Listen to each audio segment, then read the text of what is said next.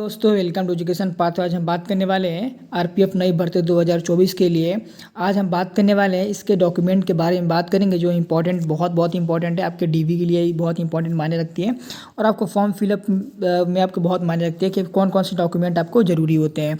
ठीक है, और ये भी बात करने वाले कि आपको कौन सी डॉक्यूमेंट स्टेट के होने चाहिए, कौन सी आपके डॉक्यूमेंट सेंट्रल के होने चाहिए और आपके पास क्या क्या डॉक्यूमेंट होने चाहिए और आपको गलत है तो आपको कैसे सही करवाना है और क्या चीज़ सही करवाना है। ठीक है, तो आपके पास A to Z हम इस बारे में बात करें डॉक्यूमेंट के बारे में।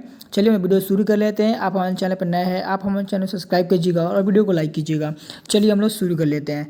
हम आपको बता देता हूँ, यहाँ पे आपको नोटिफिकेशन दिखा देता हूँ, आपको क्या क्या सर्टिफिकेट के बारे में बताता हूँ कि क्या क्या सर्टिफिकेट चाहिए।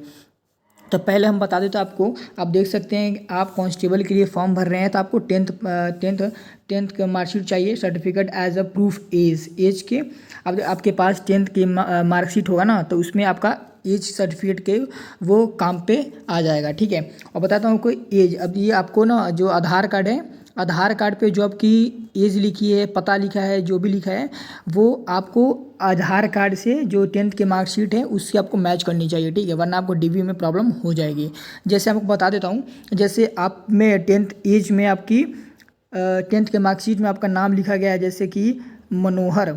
ठीक है, मनोहर कुमार लिखा है। ठीक है, मनोहर, ठीक है, मनोहर कुमार लिखा है, आपने स्पेस नहीं दिया है, आपके आधार कार्ड में स्पेस है, तो आपको इसमें भी आपको प्रॉब्लम देखने को मिल जाएगा। ठीक है, यहाँ पे आप क्या करें, जैसे आपका 10th मार्कशीट में नाम लिखा गया है proper A to Z same to same, माता पिता का नाम, तुम्हारा नाम और age same to same Aadhaar card पर आपकी होना चाहिए। ठीक है, आपको फॉर्म फिलअप करते समय को ये ध्यान रखना है, आपको टेंथ के मार्कशीट के हिसाब से आपको फॉर्म फिलअप करना है। ठीक है, आधार कार्ड से आपको फॉर्म फिलअप नहीं करना है।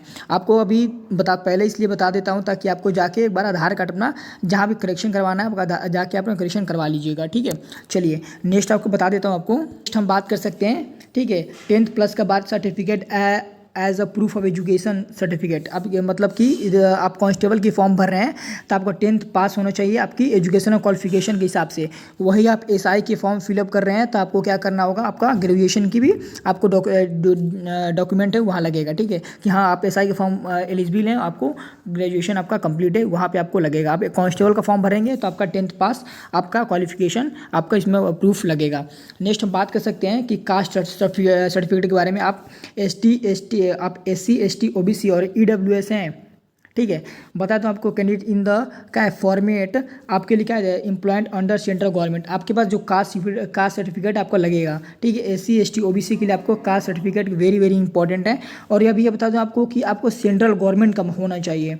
आपके पास स्टेट गवर्नमेंट का पास आपके पास होगा कास्ट सर्टिफिकेट, पर वो आपका मायने नहीं रखता है। पहले बता दूँ आपको कि आपको स्टेट वाइज वैकेंसी तो निकाली जाती है, पर इसमें आपको बता देता हूँ, इसमें आपको सेंट्रल गवर्नमेंट आपका क्या क्या बोला गया है, आपको सेंट्रल गवर्नमेंट आपका कास्ट सर्टिफिकेट होना बहुत ज़रूरी है। तो आपको सेंट्रल गवर्नमेंट सर्टिफिकेट बनवा लेना है। ठीक है, अब SC ST OBC के लिए आप हैं तो आपको सेंट्रल गवर्नमेंट के लिस्ट में आपका नाम हो तो आपका सेंट्रल गवर्नमेंट के हिसाब से अपना कास्ट सर्टिफिकेट बहुत ज़रूरी हो जाता है, आपको बनवा लेना सेंट्रल गवर्नमेंट के।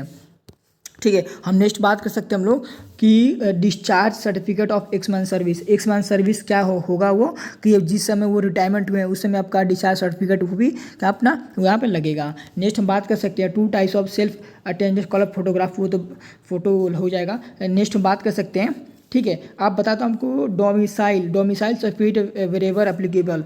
तो डोमिसाइल देखिए इस वाइज मैंने बताया कि स्टेट वाइड वैकेंसी निकाली जाती है, पर आपको डोमिसाइल सर्टिफिकेट उतना मायने नहीं रखता, पर आपको पता ही है कि आपको ये सब फॉर्म फिलअप करते समय तो आपको थोड़ा ये सब कुछ एक बार 100% अपना काम करके चलें ताकि आपको आगे कुछ भी प्रॉब्लम ना हो। ठीक है, तो आपको क्या करना है कि डोमिसाइल सर्टिफिकेट आपको बहुत ज़रूरी है। आप सारे डॉक्यूमेंट एक बार अपना बनवा लीजिएगा ताकि आगे चल के आपकी कोई प्रॉब्लम ना देखना पड़े। ठीक है, मैं बता दूँ तो आपको 14 मई तक आपका डॉक्यूमेंट होना चाहिए। 14 मई तक आपका उससे पहले आपका डॉक्यूमेंट बन जाना चाहिए, आपको फॉर्म फिलअप करने में कोई प्रॉब्लम नहीं होने वाला है। और लास्ट में बता दूँ तो आपको डीवी होती है, डीवी में छोटे कमियों की वजह से डीवी आपकी इसमें रिजेक्ट कर दी जाती है। जैसे नाम में कुछ मिसिंग हो गया तो आपको सब कुछ ध्यान रख के आपको बनवा लेना है। और अब बताता हूँ आपको कास्ट सर्टिफिकेट सेंट्रल का कास्ट सर्टिफिकेट होना चाहिए और आपको डोमिसाइल भी आपको बनवा लेना है। ठीक है, इसमें आपकी कोई मायने नहीं रखता, आपको सब कुछ आपका इसमें कौन स्टेट वाइज है तो स्टेट वाइज वैकेंसी निकाली जाती है। तो मेरा नहीं लगा डोमिसाइल, पर आपको इसमें बोला गया डोमिसाइल होना चाहिए, बनवा लीजिएगा। लगेगा नहीं लगेगा वो बात की बात है, पर आपके पास होना चाहिए।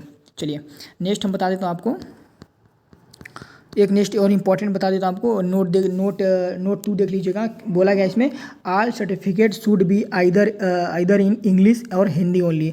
तो आपके बताता हूँ कि जितने भी ऑल इंडिया वैकेंसी होती है, और मैं बता देता हूँ आपको कि जिसमें आपके किसी भी जैसे तेलुगु, कन्नड़, जब जो भी अपने अदर लैंग्वेज होती हैं, ठीक है, उसमें आपको क्या बोला गया है कि आपको कोई भी नहीं, बस आपको इंग्लिश और हिंदी में आपको होना चाहिए, जो सर्टिफिकेट होना चाहिए इंग्लिश और हिंदी में आपके सर्टिफिकेट होने चाहिए, आपकी अदर लैंग्वेज नहीं चाहिए आपको। In case the certificate as not English Hindi, तो सेल्फ बोला गया कि आपके पास इंग्लिश हिंदी की सर्टिफिकेट नहीं है, तो आपको क्या करना है, तो अटेस्टेड ट्रांसलेट वर्जन आपको क्या करना है, आप जिस लैंग्वेज में है आप उसको क्या करना है, आपको हिंदी और इंग्लिश में क्या करना है, ट्रांसलेट वर्जन आपकी जो बनवा के उसको दोनों के एक साथ मार्कशीट को, दोनों को, सर्टिफिकेट को एक साथ अपलोड कर देना है। ठीक है, आपको होना चाहिए ट्रांसलेट वर्जन, आपको बोला गया है कि आपको ट्रांसलेट वर्जन होना चाहिए, आपके लिए बहुत बहुत ज़रूरी आपका हो जाता है। ये आपको यहाँ पे आपके पास नहीं होगा तो आपका गलत हो जाएगा, आपका डॉक्यूमेंट वेरिफिकेशन में आपका बहुत प्रॉब्लम हो जाएगी।